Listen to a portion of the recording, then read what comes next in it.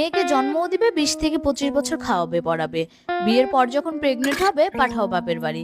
পোলাপান জন্ম দিবে, আবার বাপের বাড়ি থেকে লালন পালনও করো। শুধু মেয়ের বাবা মা বৃদ্ধ বয়সে মেয়ের সেবা পাবে না, মেয়ের বাড়ি গিয়ে 2 দিন থাকতেও পারবে না বাবা মা। তখন মানুষের মুখে বুলি ফুটবে, মেয়ের জামাইয়ের বাসায় এসে থাকে, সব অধিকার তখন মেয়ের শ্বশুর শাশুড়ি হবে। সমাজের এই নিয়মকে ধিক্কার জানায়।